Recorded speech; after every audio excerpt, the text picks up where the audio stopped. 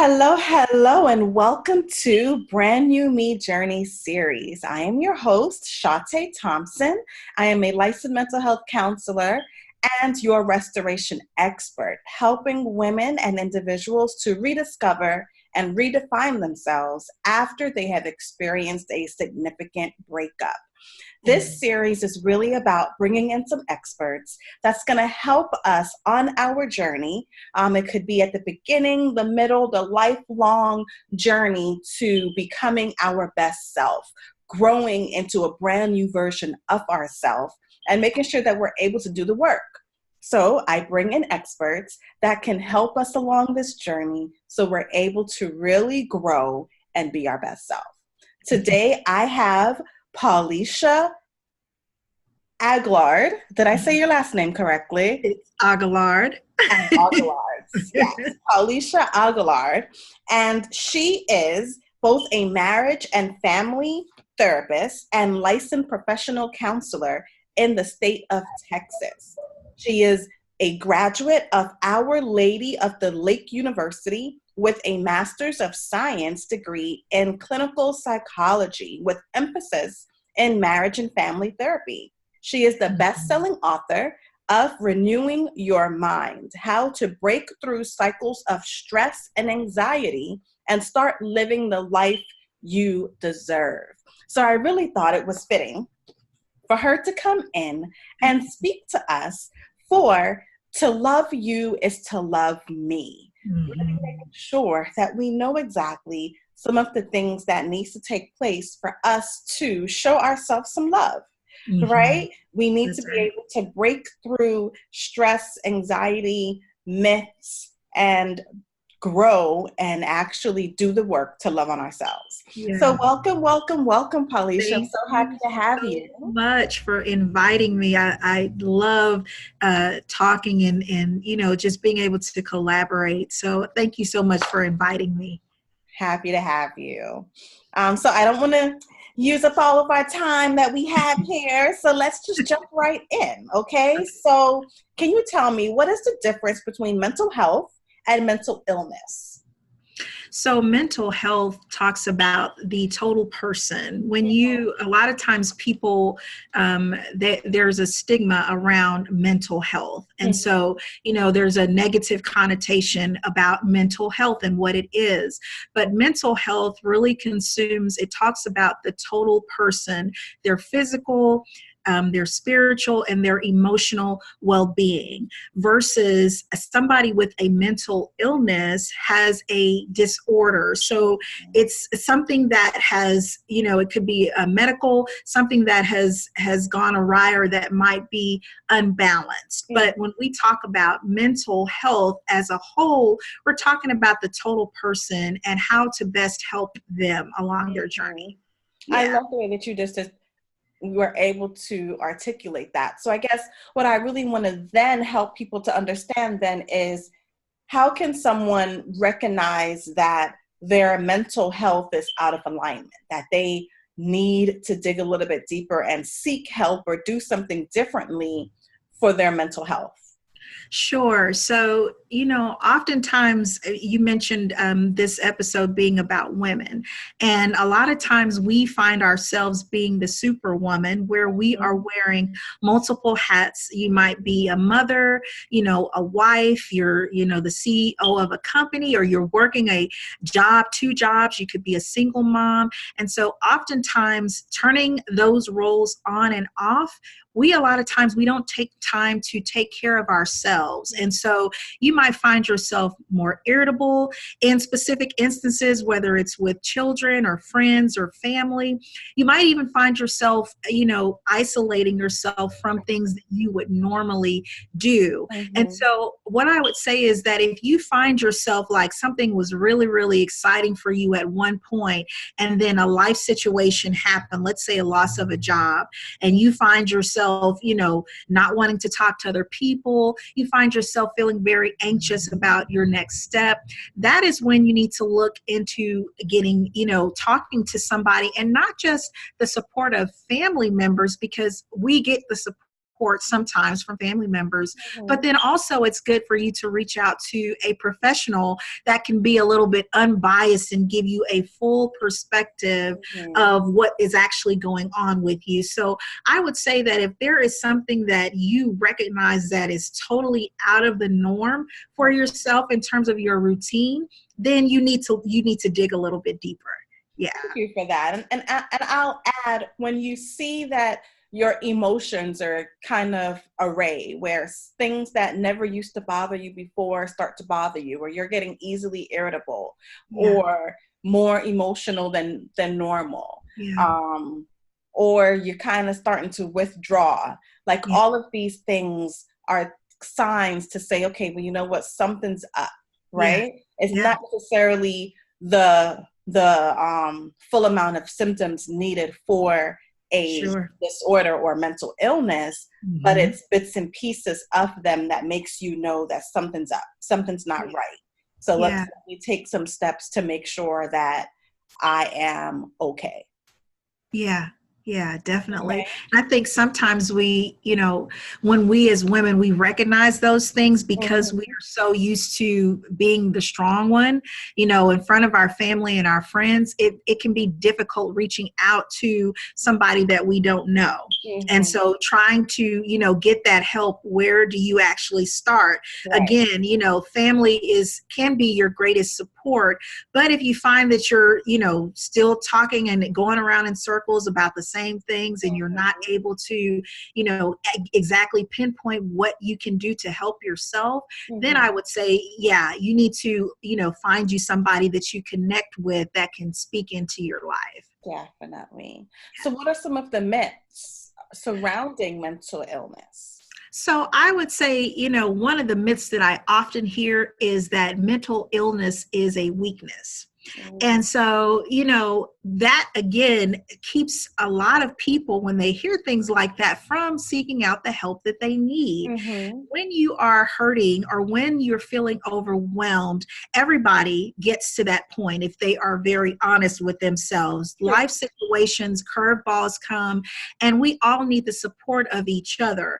And so you reaching out does not make you weak. It actually takes a lot of courage and strength to be able to say, hey, I don't have it all together. Mm-hmm. And sometimes looking at a person, you never know what's going on behind those eyes. You Right. never know, because I'm smiling and I'm all bubbly, if I'm really dealing with depression or anxiety. So for me to say to you, hey, I'm hurting, this is what I'm dealing with, that actually makes you strong. That's It not a does. weakness. It Yeah. does. Yeah. I saw someone's shirt the other day, and it really spoke to me because it said, it crossed out strong and it put the word resilient there, Ah, because we yes. are resilient individuals and we're able to fall down, but we're able to get back up again. And Yes. Yeah. that's, we can get stuck in that, I have to be strong so I can't cry, or I have to be strong so I have to take care of everyone else.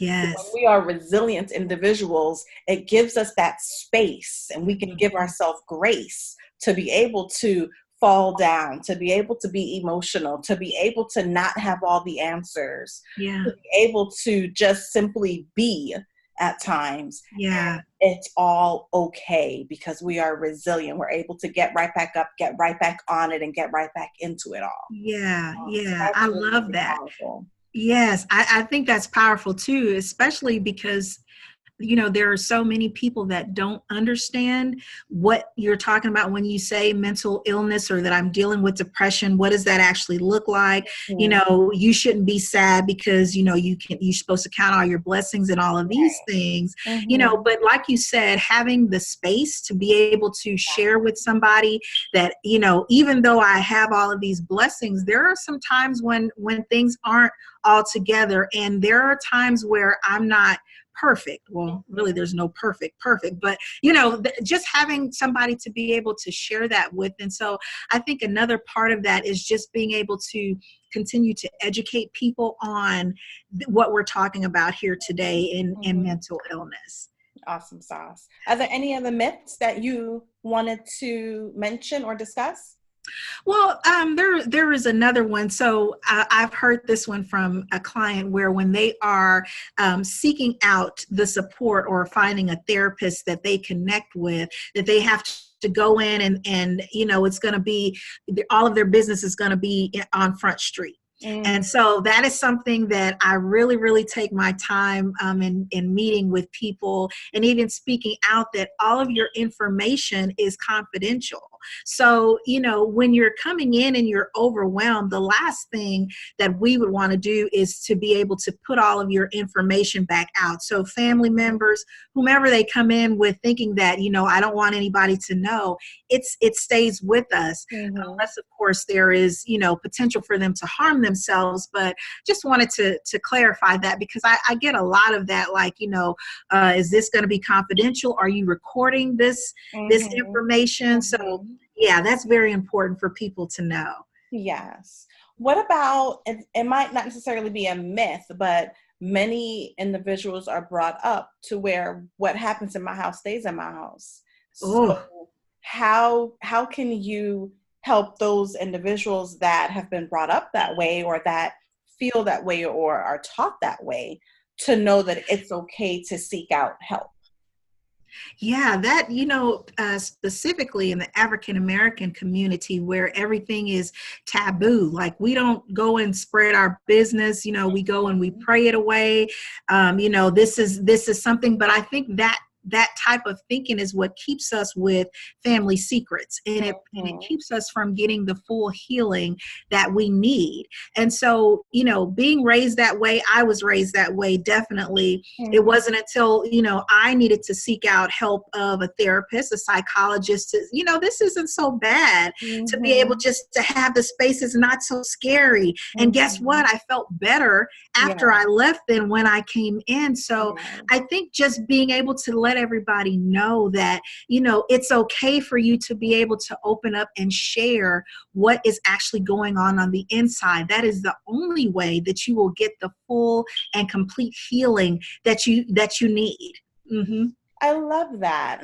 And that really just sets the stage for the whole title of this show today, because to love on ourselves, for me to love you, and that you can be my child, it could be my significant other, it could be my family members, it could be my coworkers, it could be anyone, all types of relationships, right? But for me to love you, I have to love me first. And a part of loving me is getting the help that I need, or talking through my thoughts and feelings and digesting it all, processing it all, reflecting, and actually taking the steps to grow. So all of these myths and making sure that we're addressing them helps with all of that. I love that. Okay. What are some of the challenges then surrounding work-life balance? I think one of the biggest challenges, as we're talking about women, is taking time for yourself. So, identifying what your self-care routine is. And oftentimes when I speak to women, they don't know what I'm talking about. Like, what is your self-care routine? What makes you feel good? What makes you feel like your best self? Now, sometimes we get the, I love to get my nails done. That's good. I love to go and get a massage, which is really, really good, because I love to do those things too. But when we're talking about self-care, it's really a lifestyle. So when we say the full and total person, you're not just the things like your nails and what makes you feel good, but what makes you feel good emotionally. Am I being around somebody that is constantly irritating my spirit, constantly irritating my peace? How am I responding to that?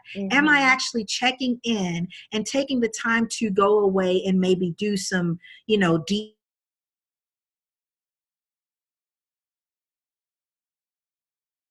really helps that person to connect into what is actually going on, so that they can go back and be the best person that they need to be with whomever they're interacting with. So yeah, definitely trying to balance when you're at work. Work is work. And when you leave, there should be a cutoff point. So I think it's very important for women to have that routine where, if I'm getting off at 5, 6, whatever, if you're a business owner, even that, being able to cut the time off so that you can have that time just for yourself, if it's meditating, if it's taking a nice bath, if it's, being with your kids, if it's taking a walk in the park, whatever that is that mentally gets you back to your best self, I think is the work life balance that we're talking about. I love that. Thank you. Okay, so basically what I'm hearing you say is it's more than setting some time aside for ourselves, right? Yes. It's Yes. more than the things that we do every so often for ourselves, but it's something that we are constantly doing, and it's having those emotional check-ins. Yes. That we are protecting our space. Yes. So we can continue to have work-life balance. And then I heard you mention something about boundaries. So making sure that we're setting those boundaries in place to continuously protect our space. That's right. I That's love right. it. Yeah, that is so important. And just recognizing that, because of course this is something that I had to learn, just like I said, personally, and working with my own personal journey of setting those boundaries, because oftentimes, again, we are nurturers and we're, trying to put out fires. We're trying to handle the kids. We're trying to do all these things at work. And so saying no oftentimes can be challenging for, those that wear the multiple hats, and recognizing I'm getting ready to burn out here really, really fast. So when you talked about the boundaries, that's very important, because you won't recognize it when you're in the middle of it. So I like to say that the consistency of doing it on a daily basis, instead of allowing it to pile up, it's like a muscle. So, your muscle gets strong because you're working it out daily, not, when the tournament is coming up and you decide, oh, well, let me go do 20 crunches. It's not going to work that way. Yeah. Yes. Okay, good deal. Good deal. Wonderful. Can you give us any tips at all when it comes to how we can set in place our boundaries? Like how can we know what boundaries we should put in place? I think one of the main things that a person can do that's trying to establish boundaries is check your environment. So when you are, let's say, at work and you find yourself feeling really, really tense, what does that feel like? Oftentimes, I'll ask people, do you know where you carry your stress? For some, it might be in your stomach, in your shoulders, in your hands. And so when you are around specific people, what's happening? How are you responding to them? How are they responding to you? Would be your first indicator of, this person might be the one that's causing my stress. And then when you identify that that's what it is, what can you do to counteract that? Because you have to work. You can't, you're not responsible for that other person, but you are responsible for how you respond. And so getting 5, 10 minutes, 15 minutes away, just to maybe do some deep breathing, positive self-talk. Sometimes offices are made where you can look out the window, or you can even go take a walk. So those type of things, I would say, are really, really important in establishing those boundaries. Beautiful, beautiful. Yes, and I think it's so important when we take into account what our values are, what's really important to us. Yes. We can use that to set the stage for what our boundaries need to be, so we can protect our energy, protect our space. Yes. But then I love what you said, where we take note of our body, because our body speaks to us. Yes. Our body definitely lets us know what's happening. So if we take the time to actually listen, it really help us through overall. Yes. So I think that's very important. That's very important. And sometimes it goes to wonder why we push that part down that's so natural for us, and trusting that your body is talking to you. There's a reason why you're feeling the pit in your stomach, why you're getting yourself all upset. So that's very, very important. Yes. Listening to your body. Okay. So when it comes to feeling overwhelmed, right? What are some tips that can reduce someone feeling that overwhelmed? I think one of the biggest things that I would say is, starting your day with a positive affirmation. It's very important for you to, first of all, identify what you're feeling overwhelmed about. Oftentimes, if we're feeling anxious, it's that, constant worry that we have, and we're thinking the worst of the worst instead of counteracting what's actually going on in our head. So, having a daily routine of starting your day with something positive, that you are amazing, and that whatever comes to you, you're going to be able to handle it with success. So being able to speak into yourself, being your biggest cheerleader, I think is something that definitely helps to set the tone for feeling overwhelmed. And then sometimes if that doesn't work, again, taking time away to take you some deep breaths, deep breathing, takes you about 5 to 7 minutes for you to really tap into your inner strength is very important for you in terms of feeling overwhelmed. Yeah. Okay, nice. Why is it important to show self-love, and what does it even look like to show ourselves love? Well, I think just like what you said earlier, when you're talking about self-love, nobody can love you like you. And so if you are looking on the outside for people to validate who you are as a person, you're not going to get that. Oftentimes that's what causes our self-esteem to be shot. It causes all different type of things, this overwhelm, this anxiety, this depression that we feel in relationships with other people. But self-love, you have to begin to see yourself as who God, the creator, made you to be, which is phenomenal. And to know that you have purpose in each and everything that you do. So again, the positive self-talk, telling yourself those things. If you never hear on your job that you're doing a great job, you know that you're doing a great job because you're looking at your product. Everything is not perfect, but being able to speak into yourself on a daily basis, I think that builds up who you are, and it reaffirms again what we're talking about here today. To love yourself is really, really important. And then also, what does self-love look like? Sometimes I'll say, if you're feeling bad about yourself, or somebody will tell me, oh, well, I'm in this relationship, or I'm looking for a relationship, I just want somebody to love me. What would it look like for you to write yourself a love note? What would it look like for you to get your own flowers, okay, and order your own flowers and set your own things to reaffirm who you are? Why do we continue to look for others to put those things inside of us instead of, today I'm going to go and take myself out to eat? I'm going to go, and be able to sit in that and feel that. To me, that is so empowering once that clicks for that person of, what, I don't need, A, B, C, and D to validate me, but I can validate me, myself, because why? I'm worthy. I'm valuable. I'm amazing. Good. So, what are the benefits? Well, you kind of told me the benefits of it. So, when it comes to self-care then, because yes, as we love on ourselves, we have to do that with self-care. Right? So what are some tips that you can give us for us to incorporate self-care into our lives?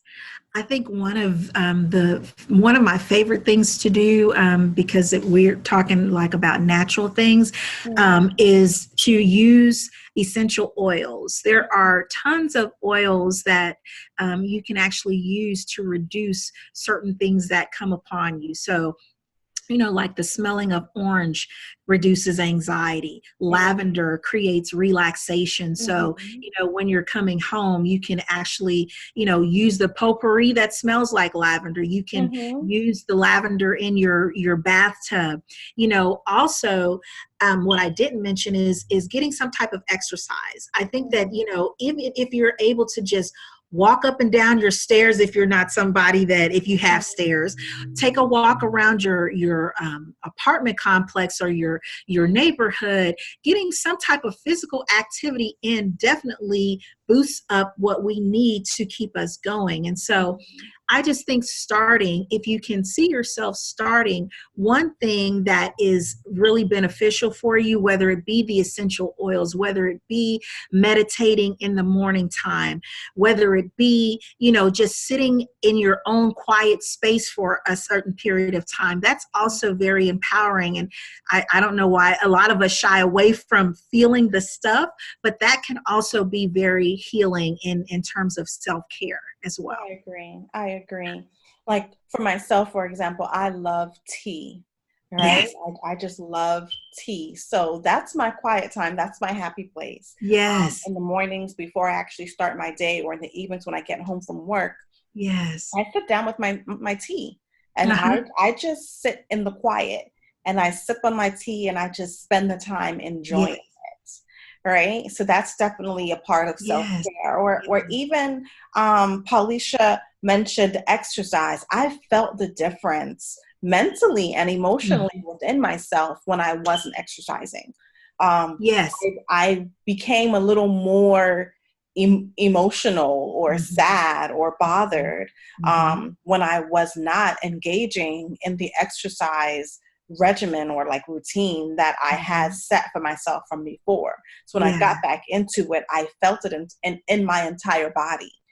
So that made a huge difference. And then something else is eating differently. Yes. You can feel the difference in your body when you're eating healthier than when you're eating a lot of junk food. Fast foods. So all of those things are self-care. So it's about thinking about what works for you.